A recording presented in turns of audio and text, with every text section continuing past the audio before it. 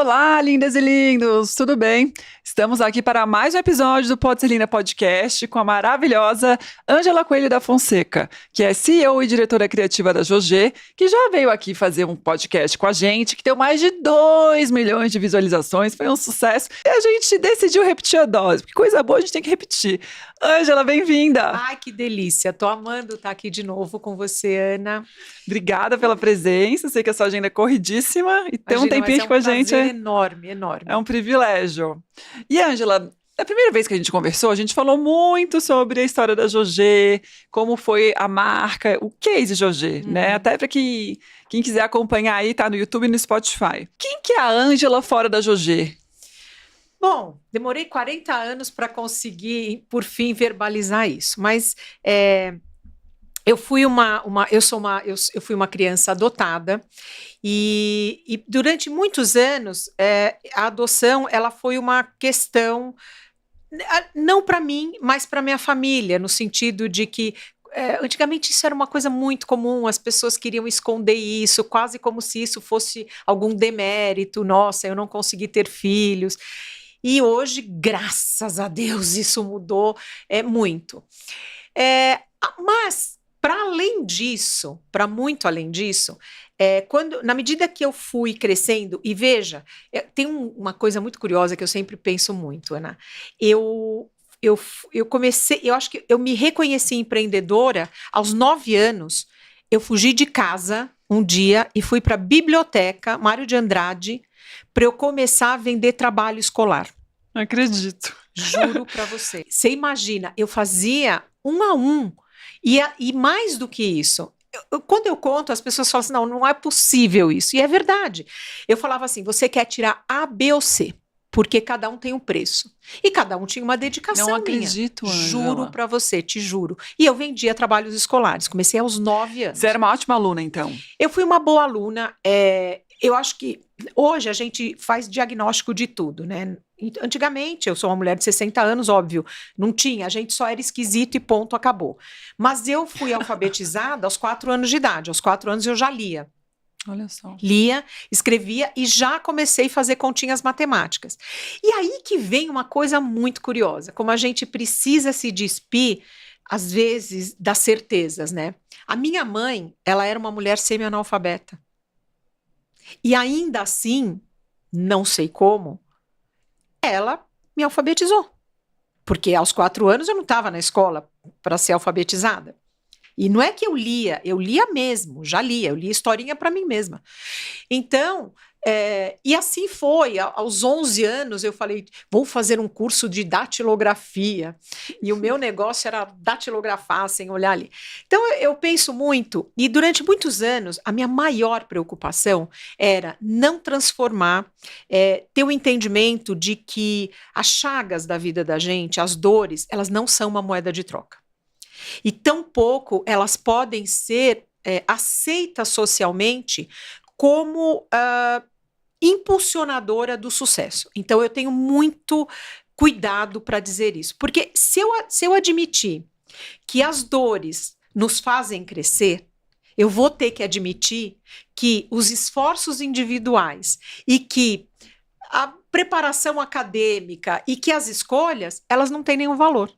Porque aí, nesse contexto, eu teria, então, só as pessoas que sofrem que serão bem-sucedidas. Então, eu acho que socialmente a gente tem esse olhar de dizer, mas eu aprendi com as dores, mas eu aprendi porque eu caí. Claro, as quedas, inevitavelmente, elas vão nos ensinar, mas elas não são ou não deveriam ser o combustível do discurso do sucesso. E isso, hoje em dia, me incomoda profundamente, porque a gente está numa era digital, onde o pessoal vende infoproduto o tempo inteiro, e aí assim, eu fui do 0 ao milhão, eu fiz, eu era, sei lá, eu era nada, e aí hoje eu sou... E a gente precisa tomar muito cuidado, porque não é verdade, isso não é verdade. Eu não me tornei quem eu me tornei porque eu passei pelas dores. Eu me tornei quem eu me tornei porque eu fiz escolhas, porque eu tive sorte, porque eu tive pessoas incríveis. Então, acho que isso é uma medida importante. É óbvio que a minha situação, porque o que muito acontece é, quando a criança adotada, ela já vem com o dedo na balança, Que idade você foi adotada, Ângela? recém-nascida. Recém-nascida. Então, antigamente, essa coisa do escambo, sabe? Tipo, eu não quero, alguém quer, e não passava por uma questão jurídica, o que hoje a gente sabe. Que tem fila, enfim. Não, e que seria criminoso, Sim. né? Nem poderia. Nem sei se algum dia pôde, também Sim. não sei nem te dizer isso. Mas a questão era essa. E muito curiosamente, o que me faz pensar é assim, às vezes, essa criança adotada, ela vem com o dedo na balança, sabe por quê? Porque a gente já entra nessa jornada tendo que ser grato. Você não fala para o seu filho biológico todos os dias o quanto ele precisa ser grato por você ter tirado ele de dentro da sua barriga. Mas a sua mãe falava isso pra você? Não. A minha mãe nunca falou isso para mim. Meus pais foram... Eu tive muita sorte de ter pais maravilhosos. Ai, que coisa boa. Maravilhosos. Mas o entorno não é maravilhoso. A irmã do meu pai, acho que foi certamente a pior pessoa que eu já conheci na minha vida. Ela não me deixava eu não podia me servir antes dos meus primos, porque ela dizia que eu não era sangue do sangue dela. Olha Então, assim, só. uma pessoa cruel. Quando a gente olha e fala, nossa, mas alguém faria isso com uma criança? Não só faria, como fez. E como faz ainda também, E faz. viu? E a gente vê, o que eu acho, sabe, Ana, que é mais difícil, eu acho que é para a família do que para os pais. Porque os pais, numa certa medida, eles fizeram aquela escolha. Eles estavam na jornada disso, né? Eles estavam ali para isso, eles quiseram muito. Faz parte das escolhas deles, mas não faz parte do núcleo familiar. Então, eu acho que hoje, eu acho que é tão importante, a gente ouve tantos casais que querem fazer adoção, mas a gente não ouve as pessoas adotadas. A gente não vê aonde está embarrigando, a gente não vê aonde que é difícil. E é difícil. É difícil. Pertencer, seja biologicamente ou não é uma tarefa fácil. Agora, quando você já entra por outra porta, na maioria dos casos, tem algumas cobranças veladas. É óbvio que... E outras não tão veladas, né? Outras bem escancaradas. Eu acho que existem muitas coisas muito escancaradas. E aí que eu fico sempre pensando, eu penso, essa devoção e essa quase obrigação de gratidão, ela interferiu na minha vida profissional. Isso sim entra na minha vida profissional. Isso entra na minha jornada humana. Por quê? Eu trabalho com população vulnerável há 31 anos. E cada vez que eu vou, às vezes pessoas acompanham, grupos de pessoas, e as pessoas falam assim, nossa, mas você gosta? Nossa, mas você não tem medo? Que trabalho que você realiza, Ângela? Eu comecei trabalhando há 31 anos na Praça da Sé com as crianças na transição da cola e do esmalte, da cola de sapateiro e do esmalte para o crack. Do vício. Do vício. Então, as crianças, elas não só eram usuárias, como elas comercializavam. Então, eu ia à noite para a Praça da Sé e trocava comida pela droga. Elas tinham que me entregar e eu entregava comida. E a comida que eu levava eram comidas que crianças gostavam. Era sanduíche, hambúrguer, levava suco, levava refrigerante, aquele barulhinho de abrir. Então, que legal. Era uma coisa que foi a maior experiência que eu já tive na minha vida. E ali eu fui evoluindo. Mas eu sempre me perguntava muito, e depois de tantos anos de análise, né, a gente começa a ter pistas melhores. A descascar a cebola, né? A descascar a cebola. E é óbvio que eu me enxergo naquelas pessoas. É óbvio que quando eu sentava naquele chão na Praça da Sé à noite, é óbvio que quem eu via na minha frente era a mim mesma. Porque a vida inteira fica essa coisa. E se eu não tivesse sido adotada? O que teria sido de mim? E a sua mãe contou pra você que você era adotada? Não, porque para minha mãe, para os meus pais, isso era um segredo que eles levariam para o caixão. Eles levariam. Mas, é o que eu te falo, para a família nem sempre é alguma coisa que é palatável. Que é bonito. Que é bonito. Então, o que elas fizeram? Eu sempre ouvia coisas, mas eu não entendia. A própria minha tia dizendo: ah, você não é sangue do meu sangue. E eu pensava: como é isso? Como que é ser sangue do sangue? Imagina, eu era uma criança, 6 anos, nem sabia. Hoje uma criança de 6 anos sabe tanto, tudo. né? É. Mas a gente não sabia, É. a gente brincava no pé da fruta, então Sim. nem sabia. E até que houve um dia que ela decidiu contar, num ato heróico, sabe? E aí eu falo, Deus, o que ela ganhou com aquilo? Para mim, tá tudo certo, não mudou nada. E eu não tenho. E é curioso porque quando eu vejo os filhos, eu fui a melhor filha da minha família. Você teve irmãos? Nunca. Indiscutivelmente, eu fui a melhor filha da família. Eu tive meu pai em coma durante 3 anos. Durante 3 anos, eu fiquei dia após dia no hospital com ele. Todos os dias. Eu não almocei durante 3 anos. O meu almoço no Hospital Santa Catarina, na cantina, era uma coxinha. Porque eu saía, pegava a coxinha, uma Coca-Cola e pegava a Paulista para voltar para o trabalho.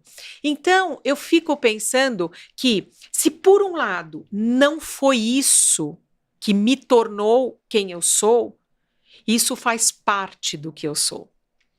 Então, ao fazer parte do que eu sou, claro, em termos de liderança, lógico, gente, pelo amor de Deus, como que eu vou confiar? Eu demorei para confiar. Eu não nasci a líder que eu sou hoje. Criar laços e confiar. Entregar uma tarefa para o meu colaborador e ter certeza que ele vai fazer de uma maneira incrível. Você descobriu essas questões na terapia, Ângela, ou não? Não, foram na terapia, claro. Foi porque processo... às vezes demora a gente ligar o né com o cré, como eu falo. A vida inteira. Às vezes a gente não consegue ter confiança em alguém, mas até a gente entender que isso tem a ver com algo que a gente viveu. Sim, isso eu fiz ininterruptamente 23 anos de terapia. Ininterruptamente. Com que idade você começou? Eu comecei aos 17 anos. Jovem, que bom. Jovem. Bom. E depois, o fato da minha mãe ter uma... Eu nem sei te dizer a patologia que minha mãe tinha, porque, como eu te falei, ela é de uma família de professores, só que ela nunca conseguiu se formar, ela tinha alguma questão, que eu não sei te dizer qual é a questão. Muito jovem, eu comecei a não ser mãe da minha mãe, mas eu era a filha que cuidava da minha mãe. Você entende? Sim. Porque eu vejo muita gente dizendo assim, a minha mãe, hoje eu virei filha dos meus pais. Não. Nós nunca seremos filhos dos nossos pais. Nunca seremos pais dos nossos pais. Dos nossos pais. Nunca. E nem devemos, né? E nem devemos. O fato de cuidar, a gente não pode trocar de papéis. Né? O fato da minha mãe, muitas vezes, não ter condições de exercer o que a gente socialmente espera, né, de uma mãe, também não a desqualificava como mãe. Nunca. Entende? A gente vê os nossos pais como pessoas vulneráveis, como seres humanos. Eu fui uma filha zelosa dos meus pais. Eu entendi as limitações dos meus pais e falei, meu pai não tinha, mas a minha mãe tinha limitações importantes. E entende e respeita, né, Ângela? Entende e respeita. Claro que quando eu não entendo hoje, eu não entendi adolescente como eu entendo hoje. Claro, óbvio, claro. Né? Adolescente, aquilo era uma dor para mim, pensar por que ela é diferente. O que ela tem de diferente? Eu sabia que tinha uma coisa diferente, mas não entendia muito bem o que era diferente. E a adolescência também é um processo de construção, principalmente emocional. E de luto. A gente está se despedindo de um lugar confortável. Exato. A gente seguro. Onde a gente sabia existir. Aí você tem que abandonar aquele lugar e ir para um outro lugar onde a gente não sabe existir.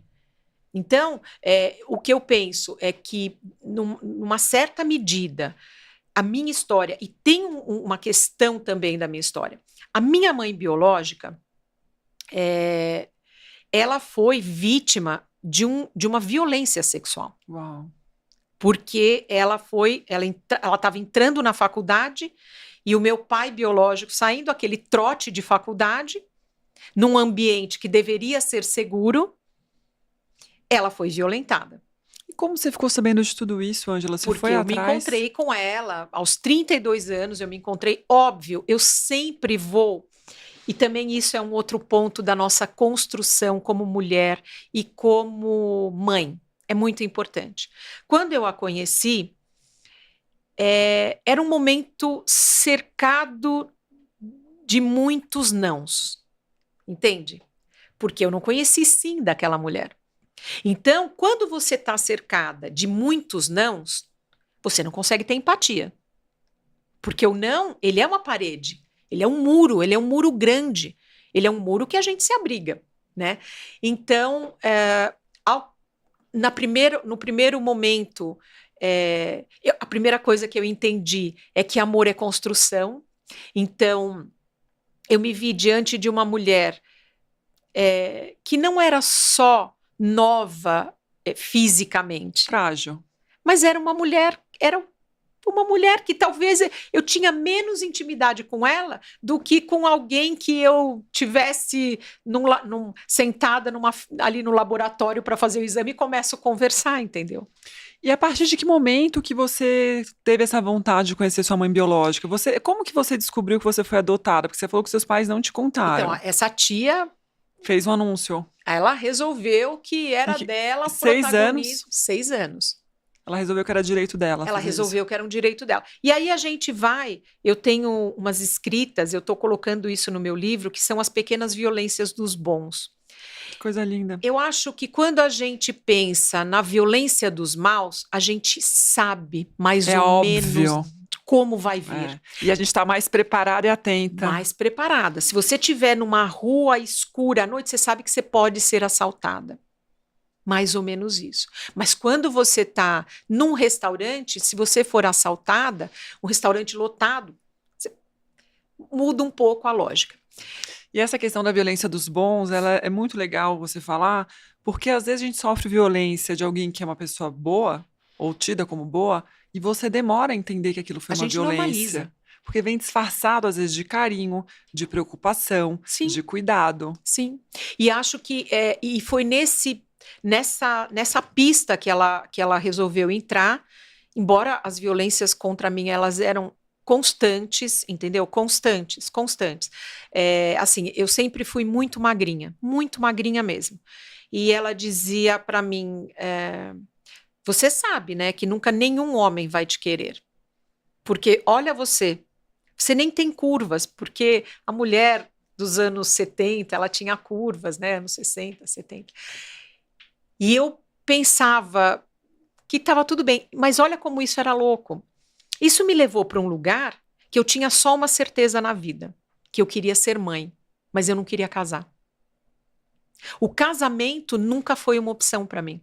Eu pensava, era uma época que muito Rita Lee, e aí a gente falava de produções independentes, a Malu Mulher, que era um seriado, a Mulher Independente. Eu falava, é isso que eu quero para mim, uma produção independente. Eu sei me sustentar, eu não quero casar. E quantos anos casada, só pra gente relembrar aqui? Só pra relembrar, 35. 35, viu? 35, mas era uma coisa que eu sabia que era a única coisa que eu tinha certeza, Ana, que eu queria ter. Mas você acha que foi imposto, de repente, no seu subconsciente? Tipo, que você não era capaz disso? Não, eu acho que...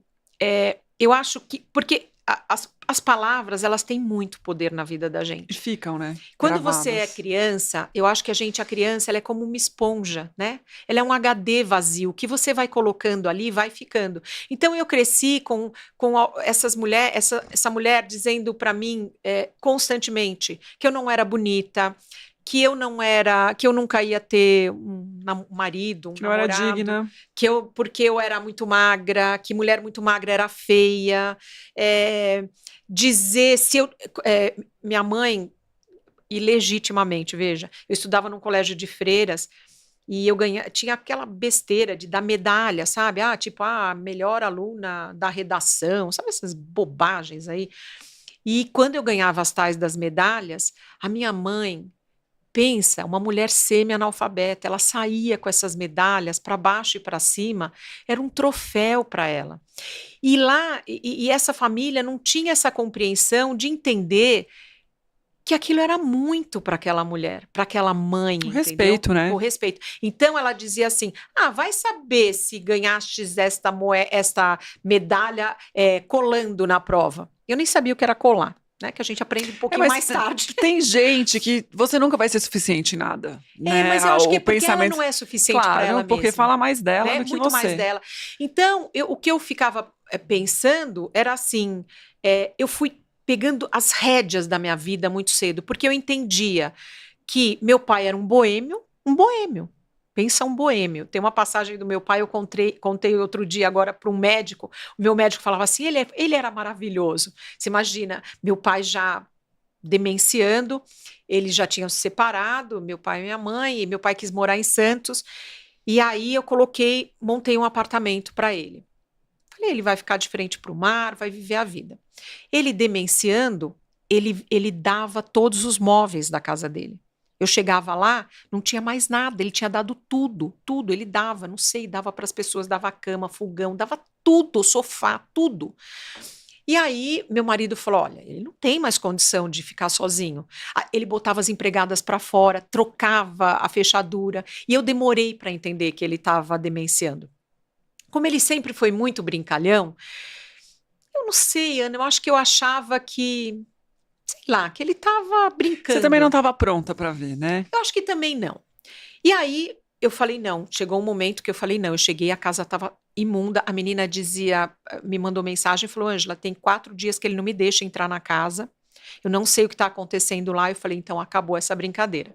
Aí eu falei, eu vou institucionalizar ele. Ele não queria vir para São Paulo, não queria morar comigo, queria ficar em Santos, porque ele é português, chegou criança, então lá é a cidade dele. E aí eu coloquei ele numa institucionalizando com as freiras. Um dia a freira me liga e diz assim, você venha buscar seu pai que ele foi expulso. Eu falei, como? Eu trabalhando no meio de uma reunião. Eu falei, calma, irmã, a senhora é uma mulher de Deus, não faça isso, não é assim não, calma lá. Perdoe. Cadê o perdão? Cadê o perdão? Não, o que ele fez é muito grave, você vem aqui. Saí da minha reunião, louca, peguei a estrada, fui para Santos. Quando eu cheguei lá, o que ele tinha feito? Ele esperou as irmãs dormirem, roubou a chave do portão e levou outros moradores para um baile da saudade. Maravilhoso! Fez muito bem, né, Ângela? Maravilhoso! E aí eu falava, irmã, mas olha, vamos relevar, porque na verdade não aconteceu nada. Tudo bem, ele não agiu bem, mas eu vou conversar com ele não vai fazer mais. Não, de jeito nenhum. Ele fez muito bem, gente. Então, e aí, assim, até depois ele acabou caindo, entrou em coma. Então, o que eu fico pensando é que eu fui construindo ser filha a partir da ideia também dessa gratidão exacerbada, mas com a terapia conseguindo entender que também era uma troca, né? Que também eu não precisava ficar nessa condição a gente tem que ser grato na vida, mas de dívida. De dívida, acho que a palavra é essa. Boa, é isso, de dívida. A gratidão, ela precisa entrar pela janela do amor, eu acho, sabe? Das coisas boas que a gente viveu. E eu acho que nessa relação em si, quem é grato a quem? Quem trouxe mais felicidade para quem? Então quem precisava mais de quem? É mão dupla, né? É mão dupla. E aí isso me fortaleceu muito. E na minha jornada empreendedora, eu fui entendendo que eu precisava aprender a confiar. Porque era muito difícil. Crescer sozinho, né? Crescer sozinha. Durante muitos anos, depois quando eu conheço a minha mãe biológica, e você me pergunta, né, por que eu fui atrás dela? Porque às vezes a gente precisa se olhar no espelho para entender com quem a gente se parece. E como foi esse encontro, Ângela? Deu medo? Foi um encontro muito frustrante. Porque eu acho que eu tinha 32 anos de expectativa. Eu esperei esse encontro, né? Não esperei 32 porque eu soube com 6, mas vamos pensar que eram anos, algumas décadas de expectativa. Quando a gente é adolescente, a gente quer matar, né, imageticamente aquele pai, aquela mãe, que eles são chatos, que eles isso. E quando você é uma criança adotada, você cria a ideia de que existe um pai ou uma mãe melhor que o seu. Porque quando a gente não somos filhos biológicos, a gente acha que a mãe da amiga é melhor do que a da gente. Mas quando você tem a possibilidade de ter uma outra mãe, é óbvio que ela vai ser muito melhor Da que você tem. da que você tem. Isso é uma coisa, né, infantil, adolescente, enfim. Fantasiosa também. Fantasiosa, patética, mas é o que somos naquela idade, é o melhor que Sim, podemos pensar sim. naquele momento. E então não foi uma relação boa, assim, não boa, não foi uma coisa que atendeu às minhas expectativas, mas aí a gente foi tentando construir. Então, cada vez que ela vinha para São Paulo, ela é uma pessoa muito importante, ela vinha, enfim, para congressos, ministrando congressos, não sei o quê. Ela vinha e aí a gente jantava, eu sou bem cautelosa, né? Então, jantava ou a gente almoçava, às vezes a gente conversava. Mas aí eu fui percebendo que tinha outra violência ali. O que acontecia? Ela perguntava com muita frequência para o meu marido assim: nossa, como é que você suporta ela? Com muita frequência. E no começo eu achava aquilo Uma brincadeira. uma brincadeira. E aí um dia eu falei: isso não é brincadeira. E aí eu entendi. Também não é fácil para ela olhar para mim. Eu sou fruto daquilo que a machucou profundamente. E ali, então, eu resolvo um dia, uma madrugada, escrevo um e-mail para ela e falo que a partir daquele momento nós estávamos libertas, uma da outra. Que ela podia seguir a vida dela, eu seguia a minha, que foi muito importante o nosso encontro, mas que a partir dali eu não iria violentá-la pela segunda vez. Porque olhar para mim, embora eu não tenha nada a ver com isso, e isso eu acho que é a coisa mais importante. A gente fala muito, né? O feminicídio, as violências de gênero, elas cresceram absurdamente no nosso país. E esses filhos dos abusos que nascem, eles nascem com uma culpa que não existe, nós não temos essa culpa. O único culpado dessa história é meu pai biológico. Ele que é o traste. Ela não tem nenhuma responsabilidade, nenhuma culpa. Eu não tenho nenhuma responsabilidade, nenhuma culpa. Só que olha o que é o machismo. Socialmente, eu demorei 60 anos para poder falar isso.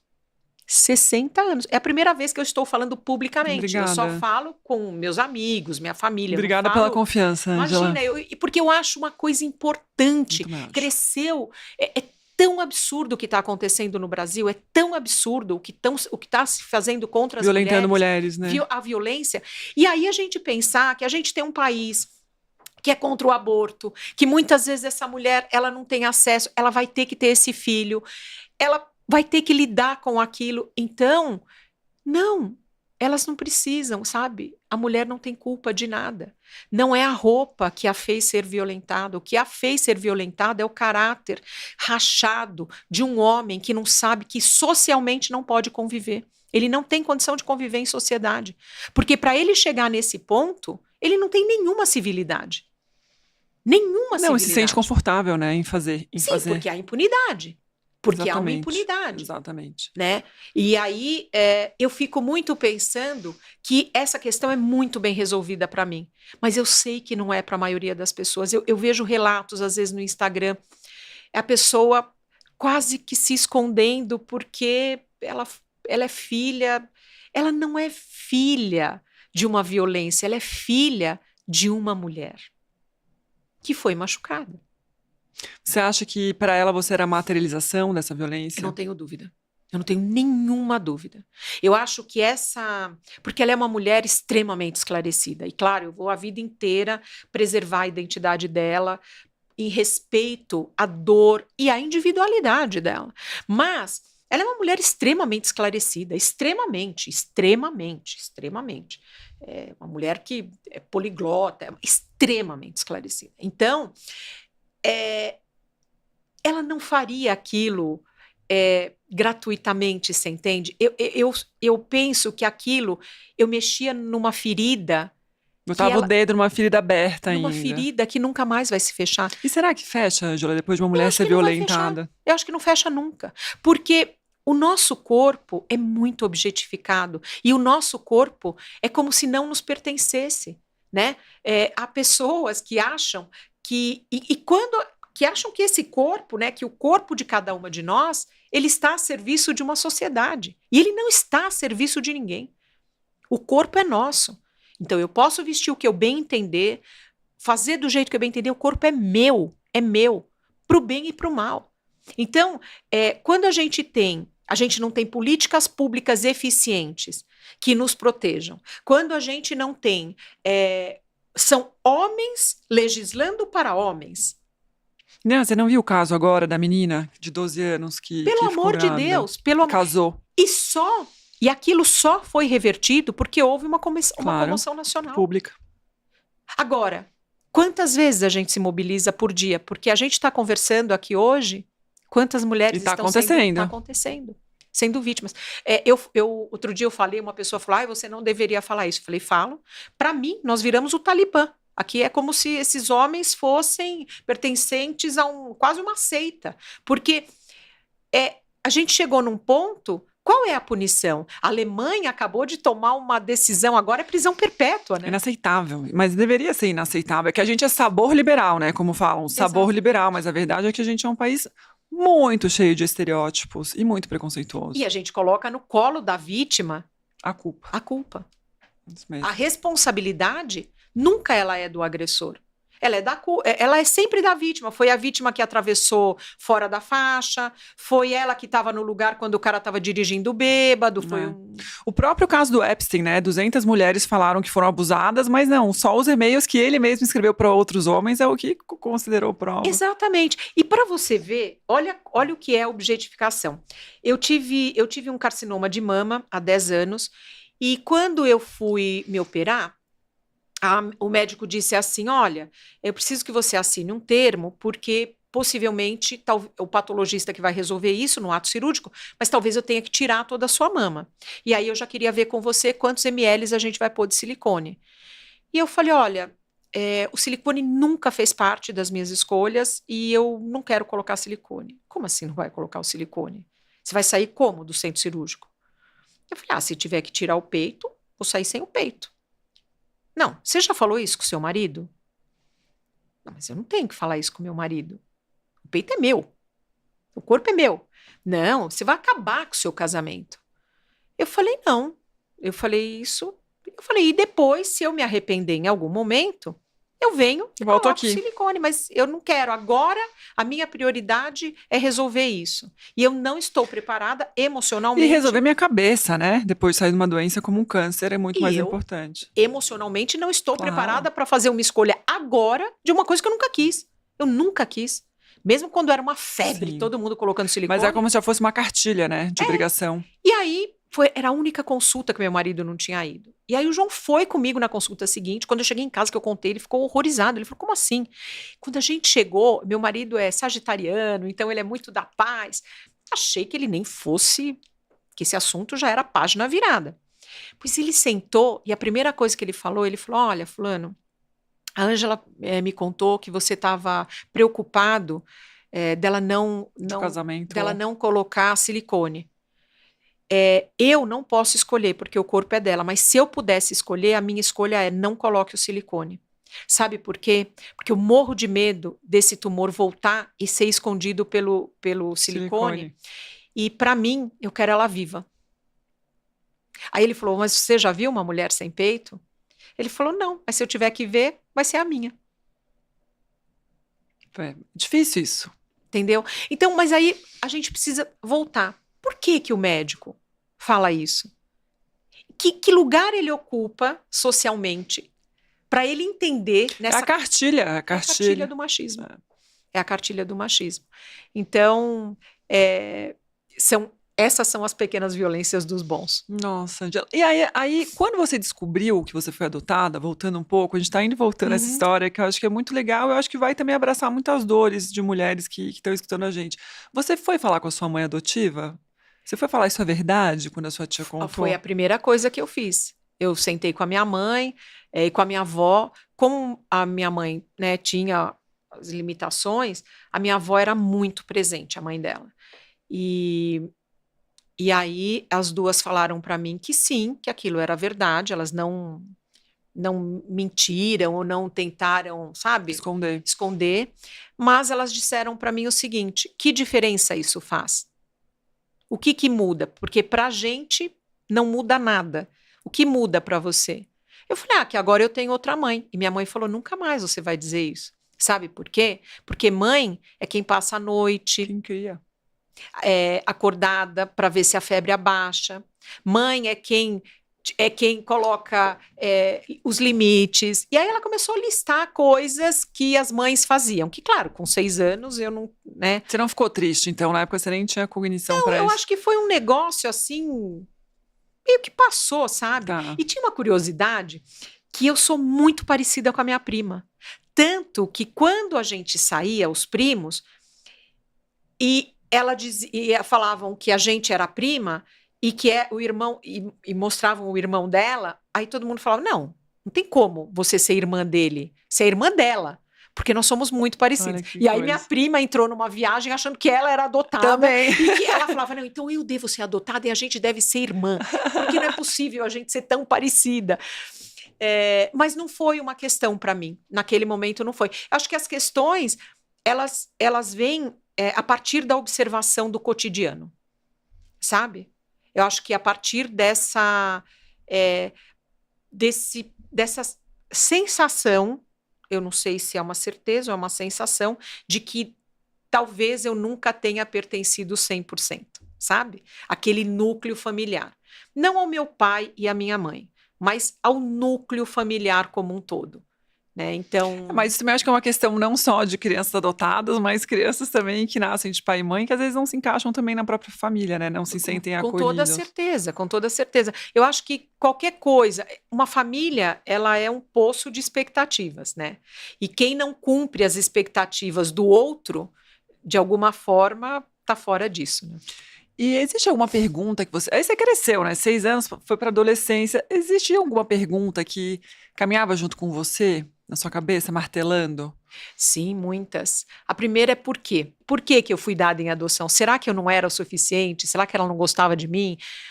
Mas isso era uma fantasia de criança, porque como que vai gostar? Ninguém gosta de ninguém que acabou de nascer, né? Tipo, tudo bem, a gente olha para o filho pessoal da gente. Não era uma coisa pessoal. Mas aquilo, numa certa medida, aquilo fica... É um barulho. É um barulho.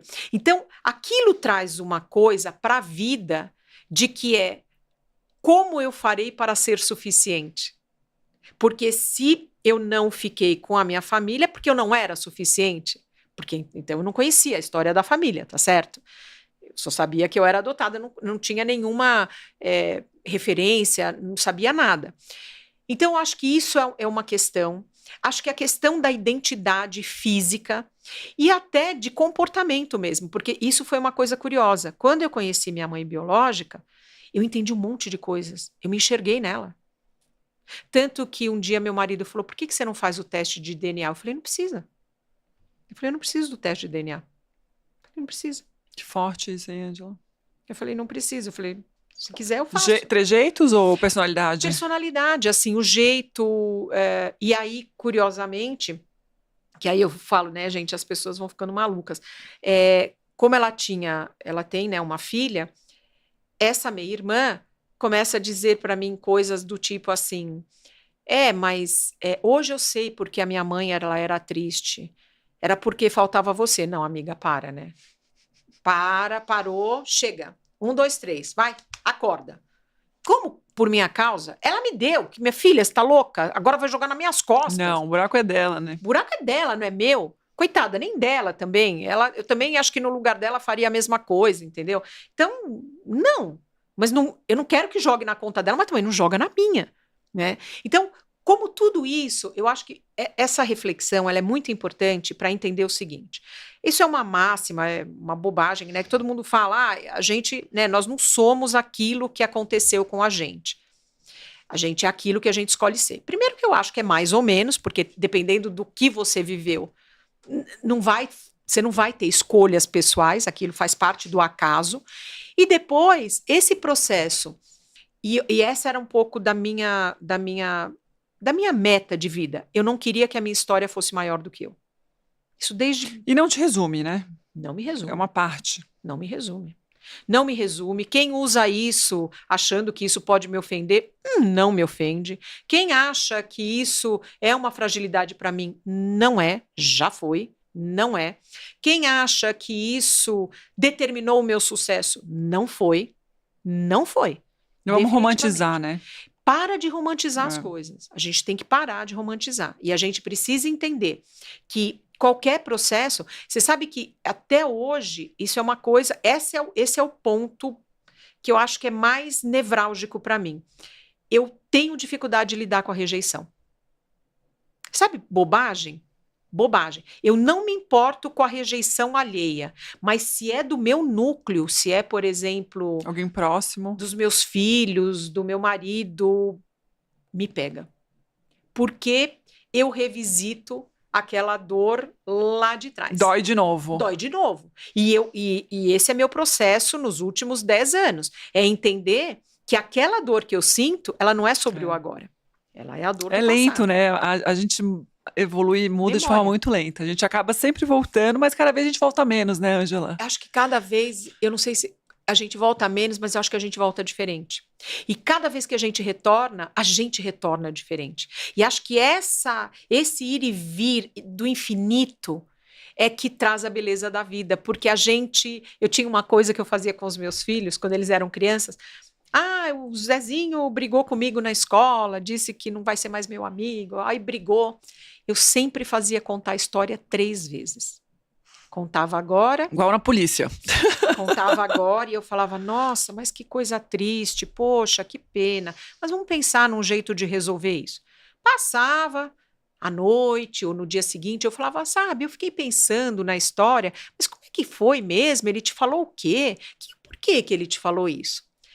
A história, na já terceira mudava. Vez... Já não doía tanto. Já não era mais. E aí um dia minha filha disse assim para mim, ela já tinha, sei lá, acho que uns 25 anos, tinha acontecido uma coisa, e eu com essa história de conta de novo, ela falou, mãe, parou.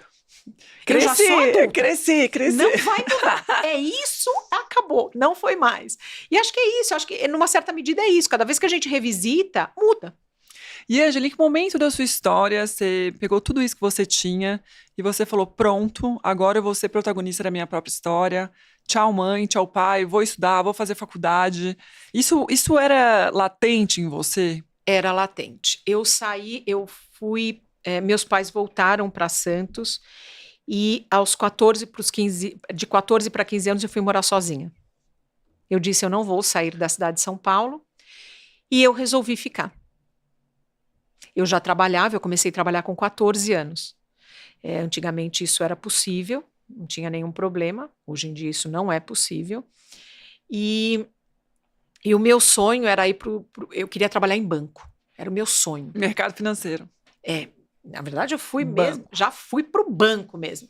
15 anos eu entro no banco para trabalhar. Não acredito. Fez concurso ou estágio? Imagina, fui trabalhar num banco particular. Qual banco, Ângela? Trabalhei no Bradesco aí tinha 15 anos. E assim fui fazendo a minha carreira. E aí, óbvio, acabei sendo a primeira subgerente mulher, não existia. E aí fui trabalhar num ambiente absolutamente masculino. Absolutamente, porque hoje o sistema financeiro é cercado de mulheres, mas não era. Veja, eu estou falando de uma coisa de seguramente 38 anos. É muita coisa. Era outro mercado. Eu brinco com as meninas, eu falo, gente, vocês querem mesmo conversar sobre machismo, sobre assédio? Vem cá que eu vou te contar como é que era. Era uma coisa tenebrosa. Mas também a gente não discutia machismo, a gente não discutia assédio, a gente ia levando a vida e ia se defendendo. Fui trabalhar com isso e hoje, olha como é doido isso. Eu tenho palestrado muito, tenho participado de muitos eventos e eu fiquei pensando, eu falei, gente, por que eu tenho usado tanto terno? Eu falei, eu não sei por que eu tenho usado tanto terno. Comecei a pensar nisso e lembrei por que eu tenho usado tanto terno. Porque era o escudo. É o escudo que me permite estar em ambientes muito masculinos, reivindicando o meu espaço. Pertencimento. E também coberta, né? Coberta, pertencimento. É uma maluquice isso, mas você vê, a gente vai pensando nas coisas, teoricamente, é porque terno é chiquérrimo mesmo, eu também acho, adoro alfaiataria, acho incrível, mas por que que eu uso quando eu vou em eventos, como hoje eu vou sair daqui, eu tenho um evento, por que que eu vim de terno? Porque é o meu escudo. É o escudo para que eu não passe a minha memória, para que eu não passe o que eu passei lá atrás, há 30 anos, entende? Então, é muito importante para a mulher empreendedora hoje, e eu tenho muito respeito pela mulher que empreende, muito respeito pela mulher que é CLT, muito respeito pela mulher que ousa, sabe, existir tendo que trabalhar em dupla, tripla jornada de trabalho, pela mulher que só quer estar segura num ambiente mais gentil, num ambiente melhor. Porque quando eu falo essa frase, muita gente interpreta mal, que eu falo, o trabalho não é um lugar de ser feliz. O que eu quero dizer com Viralizou isso? Viralizou nosso Reels. O que eu quero dizer com isso? Em nenhum momento eu estou dizendo que a pessoa tem que ficar num ambiente tóxico, que a pessoa tem que ser desrespeitada. Porque isso é pré-requisito, né? Isso é pré-requisito, isso é inegociável. O que eu quero dizer é que a gente vive uma geração hoje, a Jay-Z, ela pensa muito assim, não, eu só vou trabalhar se eu for 100% feliz. Porque não vai ser se eu for possível. Valorizado, se eu usar minhas habilidades. E porque também o que é ser valorizado também? Também exato. passa pela expectativa individual. Verdade. Né? O que é ser valorizado? Então, o que eu digo é assim, os melhores amigos que eu fiz na vida, eles vieram através do trabalho. Até porque é lá que eu passo a maior parte da minha vida, então é natural isso. Eu sou super feliz no meu trabalho. Mas eu não comecei o meu trabalho para ser feliz. Eu comecei o meu trabalho para financiar os meus sonhos. Eu comecei o meu trabalho para eu ter dinheiro, para eu comprar meu primeiro apartamento, para eu poder comprar meu primeiro carro, para eu poder ir morar nos Estados Unidos quando o Brasil era um país fechado. Eu fui trabalhar para isso. E conseguiu, né, Ângela? Consegui. Tiveram adversidades? Claro que tiveram, eu tive chefes horrorosos. Sim, essa é uma questão também, né, para as novas gerações sobre chefes, né, eu acho que a gente não tá falando de abuso aqui não. Não, né? claro que isso é inegociável, isso é ponto de partida. Mas eu acho que também existe um tempo, eu acho, né, eu também trabalhei em muitos lugares, com chefes maravilhosos, mas onde eu mais aprendi, sabia que foram com chefes mais difíceis? Eu tive que criar habilidade para lidar com eles, porque eles eram brilhantes, Sim. De alguma forma ou outra, eu admirava, eu queria ter um pouco daquilo que eles tinham. Sim. E eu tive que trabalhar eu mesma, porque eu falei, gente, enquanto eu não for chefe, é isso que eu tenho, e eu preciso saber conviver com isso. E também a gente conseguir separar um pouco. Claro, você não vai ficar com alguém que te ofende, que te xinga. Não estamos falando disso. Não é disso. Mas eu também. A melhor chefe que eu tive, ela me desafiava todos os dias. Eu ia entregar um trabalho para ela olhava assim nos meus olhos, eu tinha 16 anos, ela olhava e ela falava, esse é o melhor que você pode fazer? Aí eu falava, só um minutinho, vou só fazer mais uma coisa. E podia fazer melhor, né? E eu ia e mudava uma coisa no texto, fazia uma coisa. Ela foi alguém, e eu tenho profunda gratidão pelo que ela fez. E assim também, né? Quanto tempo eu quero ficar aqui para atingir meus objetivos? Sim. Porque eu acho que você é muito mais estratégico quando você usa aquele ambiente a seu favor, no sentido de eu preciso estar aqui por tanto tempo ou acabou aqui meu ciclo, fechou, já peguei tudo que eu queria, aprendi tudo, e próximo, entendeu? E também assumir esse protagonismo, né, Ana? Porque muita gente fala assim, não, eu não tô feliz aqui, vou ficar esperando me mandarem embora. Jura por Deus? Jura que é isso que você quer? Por causa da multa do FGTS? Entende? É isso que você vai se resumir a isso? Vai embora, vai fazer, vai em busca de uma coisa melhor. Eu larguei uma situação extremamente segura, porque eu tinha uma situação extremamente segura quando eu estava no mercado financeiro, porque eu olhei e falei, meu sonho é ir morar nos Estados Unidos.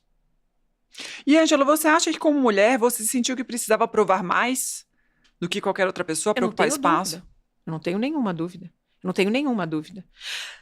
Olha, se você vê um homem, ainda hoje, no mercado de trabalho, ali no dia a dia, se ele tiver mais irritado, é porque ele está sobrecarregado. A mulher, quando ela está mais irritada, é porque ela é uma louca que está na TPM. É verdade. É a interpretação da mesma coisa. A gente vê uma coisa, não vou entrar em polêmica sem citar nomes, mas recentemente uma pessoa muito famosa acusou uma moça, uma jornalista, porque tinha falado qualquer coisa que ela não gostou, e a arma que ela usou Ah, ela é mal comida. Oi? Uma mulher que fica se dizendo protetora dos animais, das mulheres, das minorias, é esse. Porque é isso, quer dizer, objetifica o nosso corpo. De novo, eu vou ser reduzida à minha Sexualidade. sexualidade? Então, quando a gente pensa, quando eu vejo essas coisas, eu penso, gente, parece que a gente dá um passo para frente e dois para trás. É meio um bolero isso, sabe? É dois para lá, dois para cá. Verdade. E para você, o que significa hoje uma mulher ser protagonista da sua própria vida? Indiscutivelmente, a gente se sentir confortável para fazer as nossas escolhas. E acho que nesse contexto, nada me provocou mais do que a maternidade. Nada. Nada. Não foi no trabalho? Não foi no trabalho. O trabalho... E o que eu acho? Primeiro, a romantização da maternidade. Ensinam a gente, quando a gente era bem pequenininha, davam aquela bonequinha que a gente ficava com ela. Ensinam a gente veladamente a cuidar desde 2, 3 aninhos de idade, quando a gente ganhava aquela boneca. Era uma boneca que fazia xixi, que precisava pentear o cabelo, que tinha que dar comidinha. Ou seja, já estão ali nos treinando para cuidar. Quando o filho nasce, a gente tá cheia de expectativa e de medo. Será que eu vou dar conta? E se chorar, como é que faz? Como é que não faz? E aí a gente vai entendendo que o filho é um ser humano, que ele é um planeta, que ele tem suas vontades. Que é um indivíduo, né? Que ele é um indivíduo, que ele vai... como no videogame, ele vai evoluindo de fase e a gente vai ficando para trás. Que quando um filho adolescente diz eu te odeio, na verdade ele não te odeia, na verdade ele odeia a si mesmo, é o momento que ele está vivendo. E numa certa medida, eu acho que a maternidade, como ela é desenhada, né, nós somos um país de ensinamentos judaicos cristãos, nós somos latinos, eu acho que nesse pacote é muito mais peso para a mulher do que para o homem. Né? O homem não fica, não estou generalizando, porque nada na vida, é óbvio que tem as exceções, mas estou dizendo, a maioria dos homens, meu marido nunca passou uma noite em claro com os meus filhos porque estava doente. Ele ia ao pediatra, mas ele tinha que trabalhar, como se eu não tivesse que trabalhar. Né? Eu sou CEO de uma empresa 97% feminina, aonde eu lido com isso todos os dias, e por isso nada me assusta. Eu vivi isso. Eu tenho um lugar de fala, eu tenho um lugar de conforto. Eu sei o que aquela minha colaboradora passa. Eu sei que quando ela está dizendo eu não consigo ir hoje porque meu filho teve febre, eu sei o que ela passou. E a gente tem um combinado na Jogê que a gente faz o seguinte: quando uma não pode, as outras assumem o papel. Então, se alguém hoje não puder ir, não tem estresse. Cada um pega um fragmento daquilo que era importante. E um dia lá, um dia cá. Um dia lá, um dia cá. Hoje é ela, amanhã sou eu, amanhã pode ser a outra. E não precisa ficar falando, olha, você pega a parte da Maria. Não, é uma coisa, não sei, já está implícito. Orgânica, acontece. Orgânica, já acontece. Uma empresa 97% feminina. Com uma CEO feminina, né? Com uma CEO feminina, não tem, é isso. Não tem que explicar o que é cólica, o que é amamentação, o que é febre à noite. Não tem que explicar. Eu me lembro, tinha uma colaboradora minha, e aí ela estava no momento dela voltar da licença maternidade, mas ela estava, eu acho que ela teve mesmo depressão pós-parto, porque eu via ela muito abalada, eu falei, olha, você não está preparada para voltar. Falei, vamos fazer o seguinte, eu preciso que você venha uma vez por semana para a gente soltar as coisas e você vai ficar na tua casa. Eu deixei ela na casa dela mais 4 meses. E aí o RH falava, mas Ângela, eu falava, gente, isso não tem discussão. E é temporário, se o funcionário é bom, né? Isso não tem discussão, vamos virar essa página. Isso aí, maravilha. E Ângela, qual decisão que você acha que foi a mais difícil na sua carreira? Uau! Eu acho que a decisão mais difícil eu tomei muito recentemente quando eu decidi ser CEO da minha empresa. Eu saí completamente da minha zona de conforto. Bom, você já era proprietária da Jogê e diretora criativa. Sim. Você ficava responsável pela parte de criação. Eu era VP, mas eu sou uma pessoa criativa. Então, eu sou a pessoa do relacionamento, eu sou a pessoa do desenvolvimento de produto, eu sou a pessoa da moda.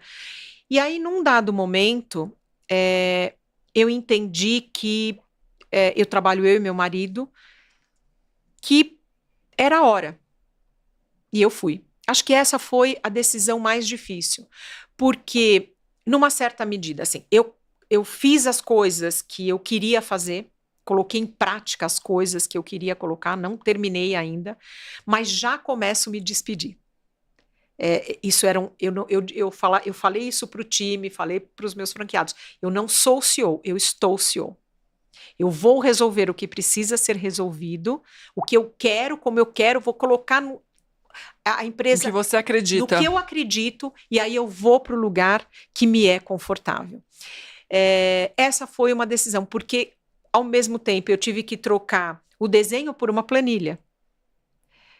Isso, para quem gosta muito da planilha, e olha que eu gosto muito de matemática, de análise de dados e tal, mas a obrigação, ela tirou o brilho da minha existência, né?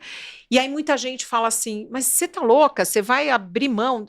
Gente, eu quero ficar no conselho, eu quero voltar a fazer o que eu sempre fiz, eu quero fazer mais, eu tenho muita vontade. Eu já faço isso, mas quero fazer mais. Eu acho que eu tinha até te contado isso. Eu aceito 10 mulheres empreendedoras por ano, trago o negócio delas para a mesa, não cobro nada, porque eu acho um absurdo isso. Não teria por que eu cobrar isso. Eu estou devolvendo para a sociedade o que a sociedade me deu, né? O protagonismo que a sociedade me deu, a minha consumidora, a marca, enfim. E aí a gente ajeita o trabalho, o business daquela mulher. Olha, vou te ajudar a precificar, vou te ensinar a fazer planilha. Olha, isso aqui é muito legal, não perde isso. Então a gente vai e a gente acompanha. Por isso são só 10, porque é uma atuação multidisciplinar. Sim. Só que agora, eu acho que foram 60 anos, eu estou com uma vontade imensa, porque eu coloquei na minha cabeça que eu tenho mais 10 anos, imensa de ampliar a boca desse funil e de fazer para mais mulheres. Eu quero ir falar com mulheres. E porque eu acho, e eu acredito, Ana, eu acho que a grande revolução do mundo são mulheres potentes. Quando a gente tiver mais mulheres na política, quando a gente tiver mais mulheres nas empresas, você não vê uma mulher numa briga de trânsito, numa batida de trânsito brigando. É muito raro. Você não vê no telejornal, todos os dias, mulheres que... Batendo em homem. Batendo em homem. Você não vê. Por quê? Isso não esse não é o feminismo que é mulher contra homem, não é porque eu acho que na hora que as mulheres entenderem a potência de uma não falar mal da outra, de uma dar suporte para a outra, de quando uma mulher prospera, todas nós prosperamos. Quando as mulheres entenderem isso, e isso não tem nada a ver, porque eu sou dona de casa, não. Na sua casa você precisa ser protagonista. Essa é a sua escolha. Que linda a sua escolha. Na educação das filhas e dos filhos também. Principalmente, né? Dos filhos, né? Acho que o maior desafio que a gente tem agora geracional é exatamente ensinar esses meninos a serem homens. Educar meninos. Educar meninos, eu acho que é o grande desafio do próximo século. E, Ângela, o que você gostaria que as mulheres entendessem sobre o poder pessoal? Sobre o poder do protagonismo? Eu acho que, assim... A grande coisa do protagonismo, e onde eu vejo muita gente às vezes se perdendo, é o seguinte: quando a gente tem o protagonismo, de certa forma a gente passa a ter poder, né? O poder, ele é uma coisa viciante. Ele é viciante. Haja vista o que a gente vê aqui em Brasília, ninguém levanta da cadeira para o outro sentar. O cara morre, o caixão dele sai lá de uma das casas, né, dos 3 poderes. Quando ela estiver neste lugar, que ela não se esqueça de onde ela veio. Que ela continue conectada, entendendo. Eu vi uma CEO outro dia dizendo, eu não tenho nenhum problema em ser insuportável, em ser... Tudo bem, você pode ser o que você quiser na vida, isso faz parte das escolhas, mas eu não acredito no chicote como meio de sucesso. E eu acho que o maior desafio é entender o seguinte: na medida que você vai conquistando protagonismo, você vai conquistando poder. E quanto maior o seu protagonismo e quanto maior o seu poder, maior a sua responsabilidade. Você precisa tomar cuidado com o que você pensa, com o que você fala, como você age, porque você passa a ser exemplo. A ser modelo, claro. A ser modelo. Então, é importante. E não se afastar do feminino também, né? Para liderar. Não precisa. Porque isso é a ideia equivocada do terno. Entende? E nem estou falando isso porque eu sou expert ou eu aqui de terno, mas eu sou muito objetiva, mas ao mesmo tempo, o meu feminino é absolutamente exaltado. Entende? E isso não muda a minha gestão. Isso não me torna pior na gestão. E, Ângela, a gente já está chegando de novo no final de mais um programa, 1 hora e 1 minuto. Olha o reloginho. E que mensagem você gostaria de deixar para as mulheres que sentem que ainda não são protagonistas da sua história? Elas já são. Elas só não sabem. Elas só não sabem. Todas nós somos protagonistas. O que eu acho que acontece é que às vezes você está numa situação X que tem alguém te empurrando para trás. Mas não importa, se você está no mercado de trabalho ou fora do mercado de trabalho, aonde quer que a gente esteja, esse protagonismo é nosso. Então, nunca permita que ninguém fale por você, aprenda a ter sua própria opinião, escolha quem são os seus líderes, escolha as pessoas que te inspiram. Eu comecei a fazer um quadro agora, eu fico estudando mulheres. E outro dia eu tô apaixonada por Marie Curie, e aí eu fiquei estudando tudo sobre ela. E eu falo, gente, aí eu vou, toda vez que eu vou, porque foi ela que descobriu que o átomo era divisível e não sei o quê, todo lugar que eu vou, eu falo, você sabia que agora a gente pode fazer tomografia? Por que Marie Curie? Então, escolha. A internet está aqui, o acesso à informação, ele é democrático. O que nos falta é coragem para escolher o que é que a gente quer mostrar, quem é que a gente quer que nos inspire. Então, o protagonismo, ele existe. E aí, se em algum momento qualquer mulher se sentir vulnerável, sentir que está em perigo, qualquer coisa, precisa pedir ajuda. Acho que grande parte, hoje ainda, do que acontece é porque a mulher às vezes fica tão envergonhada, ela fala, eu não posso contar para ninguém, ninguém pode saber que eu apanhei, ninguém pode saber que eu estou sendo ameaçada. Precisa saber, porque é o único jeito da gente salvar essas mulheres. É o único jeito. E sim, em briga de marido e mulher, a gente tem que meter a colher, se passou do limite, tem que ter alguém. Quem está do lado de fora precisa se posicionar. Maravilha, Ângela. E a última pergunta aqui, eu queria que você deixasse uma mensagem para mães, ou até mesmo para crianças adotadas, para jovens que forem adotados, uma mensagem sua, da sua experiência, e de pessoas que ainda estão tentando se encaixar no lugar ali, no mundo. O meu recado para quem, enfim, foi adotado é abrace a sua criança. Essa criança, você não foi deixado. Nós somos parte de um sistema, parte de uma consequência. Cada um de nós vai ter a sua história. Cada mãe que nos pariu terá a sua história. A gente não precisa julgar. A gente pode olhar com mais dentro do nosso possível, porque cada um tem o seu limite, dentro do possível, olhe para esta mãe com amor e entenda que ela fez naquele momento o melhor que era possível. E talvez acho que a coisa mais forte e mais decisiva para mim é não se endividar com o passado. O passado não é um lugar bom. O passado, ele já foi, ele faz parte do ontem. Se endivide com o agora. Porque também a gente se endividar com o amanhã é querer ter controle de alguma coisa que talvez nunca nem chegue. Então, eu vivo o agora. Eu quero ser o melhor que posso agora. Eu quero olhar para a minha biografia agora. E entender que nada, seja adoção, seja uma violência, nada diz respeito a você. Tudo isso diz respeito a alguém que você não tem controle. E para os pais de crianças adotadas, alguma dica? Fiquem atentos. As pequenas violências dos bons, ela vem no almoço de domingo, ela vem no almoço, ela vem no dia da Páscoa, ela vai vir na noite de Natal, ela vai entrar com o Papai Noel pela chaminé. Tem um dedo nessa balança. Achar que não tem é uma bobagem. Tem. Então, se os pais redobrarem a atenção e agirem e forem incisivos com essas pequenas violências dos bons, eles estarão, de fato, protegendo os filhos que eles escolheram. Ângela, muito obrigada por ter vindo. Eu amei. Sempre um prazer te receber aqui. Enfim, é um aprendizado. Agora eu tô sabendo que você está fazendo um livro. Já vamos garantir a terceira entrevista com você. Vamos lá. Preciso terminar, falta coragem. Quando que vai lançar? Ele tá, eu decidi, eu tinha uma data para o livro, e aí eu estava ficando muito, estava me endividando com o futuro, com o amanhã. E eu falei, não é isso. Eu quero escrever no tempo que a minha alma der conta de fazê-lo.